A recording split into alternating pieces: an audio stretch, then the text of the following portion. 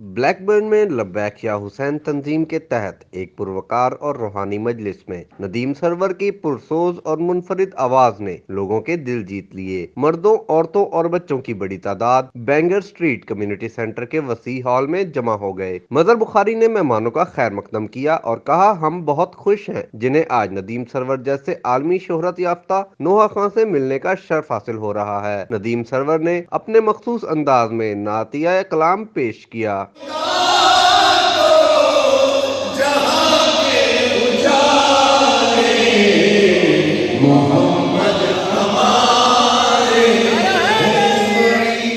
Nadeem server ने जहां कलाम पेश किया, वहां मजलिस में शामिल लोगों के बेहतर और खुशहाल जिंदगी के बारे में अहम तालीमात से भी रोशनास करवाया। तकरीब में दीगर नवाखानों ने भी खूबसूरत आवाज में कलाम पढ़कर खूब दाद वसूल की। मजलिस के इख्तिताम पर नदीम सरवर से मिलने के लिए लोगों का तांता बंध गया। तकरीब में शामिल लोगों ने कहा कि ये उनके लिए फख्र का मकाम है कि आलमी शोहरत याफ्ता नदीम सरवर ने अपने यूरोप के दौरे के दौरान ब्लैकबर्न का इंतखाब किया। Ali Haider, UG news, Blackburn.